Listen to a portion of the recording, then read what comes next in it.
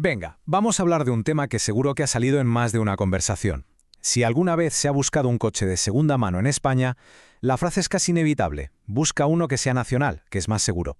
Es una de esas verdades que todo el mundo repite. Pero, ¿y si no fuera tan verdad? Esa es la pregunta del millón, ¿no? El mercado parece que lo tiene clarísimo, pero hoy vamos a hacer justo lo contrario. Vamos a coger esa creencia y a desmontarla pieza por pieza. A ver qué hay de cierto y qué hay de mito, usando la lógica y los datos que tenemos hoy. Y aquí llega la primera clave de todo el asunto. Un coche nacional no es una categoría de calidad ni una certificación de nada. Es simplemente un dato administrativo. Significa que la primera vez que se matriculó se hizo en España. Punto, no hay más. Fijaos en el contraste, es que es brutal. Por un lado está el mito, la idea de que nacional significa que está mejor cuidado, que ha tenido menos dueños, que es más seguro. Y por otro, la fría realidad. Es un apunte en un registro. La verdad es que la realidad es bastante menos emocionante. Entonces, ¿de dónde viene toda esta historia? Pues tenemos que viajar un poco al pasado, a una época en la que traer un coche de fuera era, bueno, una aventura. Había muy poca información, los procesos eran opacos y el riesgo para el comprador era muy alto. En ese contexto, claro, un coche nacional era visto como un refugio. Y esta frase lo resume a la perfección. La mala fama no la tenían los coches en sí. Un coche fabricado en Alemania es el mismo aquí que allí.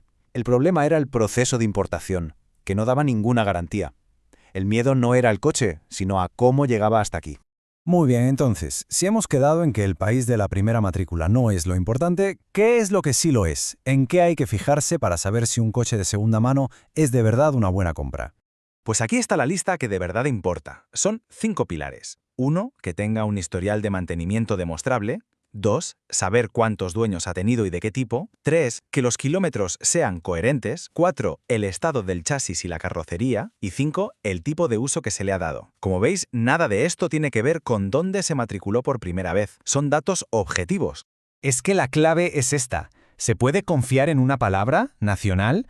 ¿O se pueden exigir pruebas? Un historial de mantenimiento completo, un informe de tráfico, una revisión a fondo. Eso sí que es una garantía real, no una etiqueta que se basa en miedos del pasado. Y ojo, porque un coche nacional no está libre de haber tenido una vida muy dura. Pensemos en un taxi que ha recorrido la ciudad de punta a punta, en un coche de renting que ha pasado por docenas de manos o en un vehículo de flota comercial. Todos son nacionales, pero su desgaste puede ser muchísimo mayor. Ahora vamos a abrir un poco el campo de visión, porque si uno se limita solo a buscar en el mercado nacional, en realidad se está poniendo barreras a sí mismo. ¿Qué pasa si miramos un poco más allá de las fronteras? Este gráfico lo dice todo. La diferencia de tamaño entre el mercado de segunda mano español y otros mercados europeos como el alemán es simplemente abismal. Y esto no es una curiosidad, tiene consecuencias muy directas para quien compra. En un mercado más grande hay más movimiento. Hay muchísimos más coches donde elegir, lo que obliga a los vendedores a competir más en precio y en calidad. Para la persona que compra, esto significa tener la sartén por el mango, más poder para comparar, para filtrar y para encontrar justo lo que busca, y a menudo mejor equipado. Bien, y ahora vamos a tocar el otro gran tema de debate, los kilómetros.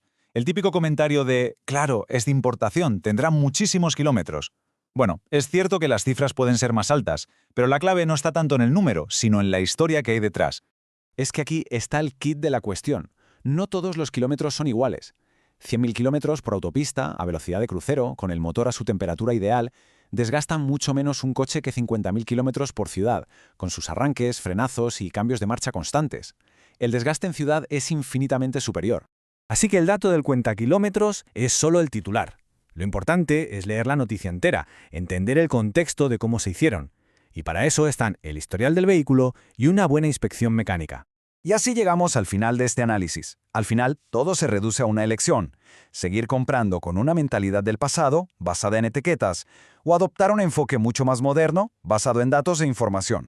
El proceso de importación ha cambiado de la noche al día. Hemos pasado de un sistema opaco y arriesgado a uno en el que la información es la reina.